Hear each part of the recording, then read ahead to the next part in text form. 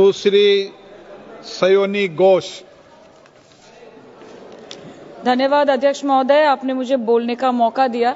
आज बहुत शेर बोले जा रहे थे सदन में, तो मैं भी एक शेर से शुरू करना चाहती हूँ कि तेरा इंतजार करेंगे हम, चाहे जमाने लग जाए, या तो तू आ जाए या हम ही ठिकाने लग जाए। तो सर, ये शेर मुझे अच्छे दिन की याद दिलाता है, वो दिन के जिसका वादा था, इस सरकार के नेकी का जो इरादा था, जो इरादे 2014 में काफी बुलंद थे, पर 2024 के आते आते इनके नीतियों में कुछ थोड़े बहुत घमंड थे, जिस घमंड के चलते पूर्व में नोटबंदी और लॉकडाउन जैसी घटनाएं घटी और जिसके वजह से 700 से ऊपर किसानों की मौत हुई, और जिसके चलते मणिपुर पर प्रेसिडेंट्स रूल तो लागू किया गया, लेकिन बस यही बोलना था कि 22 महीने लग गए और कई लोगों की जानें चली गई। सर, मैंने आगे भी ये चर्चा की थी कि if president's rule was the only solution, why was it not imposed months ago when people were dying?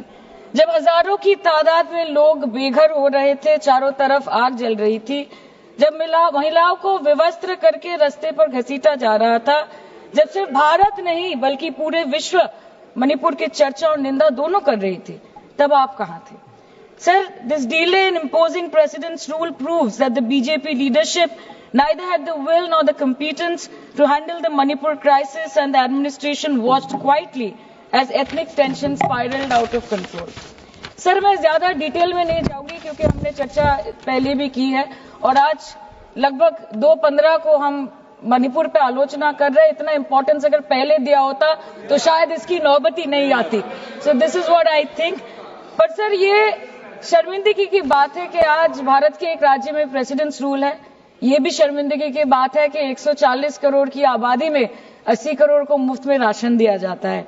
आज सर, लाखों नौजवान हैं जो बेकार बैठे हैं। 1 से 2% ऐसे लोग हैं जो सिर्फ टैक्स पेएबल के क्राइटेरिया में आते हैं, और बीजेपी है जो सब चंगासी का कुर्ता पजामा पहन के घूमते रहते हैं।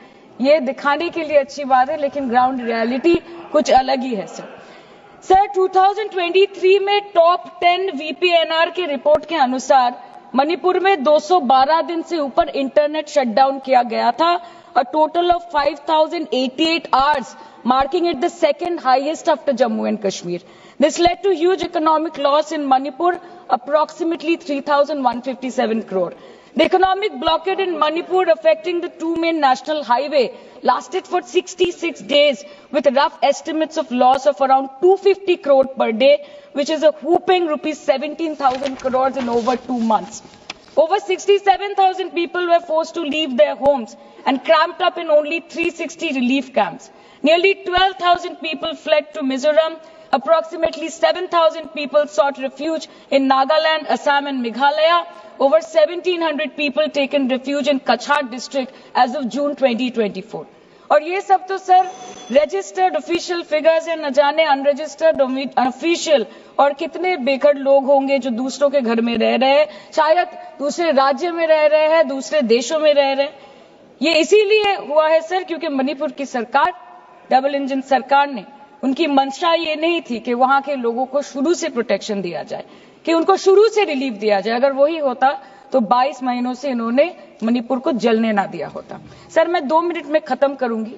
You want to move the resolution, of course we have to be with that, लेकिन 1 अप्रैल 2025 मतलब एक दिन पहले से मिनिस्ट्री ऑफ होम अफेयर्स ने armed forces special powers act को 6 महीनों का एक्सटेंशन देके मणिपुर, अरुणाचल प्रदेश और नागालैंड में इफेक्टिव कर दिया है। इससे समझ आता है that law and order in Manipur has seriously deteriorated. आज भी बीरेंद्र सिंह जी बीजेपी वाले बोल रहे थे कि 1960 से हजारों रिफ्यूजीज मणिपुर में घुस के बैठे हैं, 2001 का सेंसस रिव्यू करना है और डिलिमिटेशन से पहले एनआरसी लाना है। मतलब आपको कुछ सुधारना नहीं है, आपको बस और बिगाड़ना है। जिस तरह असम में एनआरसी के नाम पे इस सरकार ने 1500 करोड़ से ऊपर फूंक दी और करीबन 19 लाख लोगों को अस्तित्व संकट में डाल दिया, अब वही हरकत दोबारा दोहराना चाहते हैं मणिपुर के लोगों के साथ। अध्यक्ष महोदय, मैं अंत में बस इतना कहना चाहती हूँ मणिपुर के भाई और बहनों की तरफ से कि जिंदगी यूं भी गुजारी जा रही है जैसे कोई जंग हारी जा रही है। जिस जगह पहले के जख्मों के निशान हैं, फिर वहीं पर चोट मारी जा रही है, फिर वहीं पर चोट मारी जा रही है। इसलिए आपके माध्यम से इस सरकार से मेरी यही अपेक्षा रहेगी कि मणिपुर के हालात में सुधार लाए, वातावरण में संतुलन लाए, पहले अपने देश के लोगों को मित्र बनाए, फिर जाके विश्व बंधु कहलाया जाए।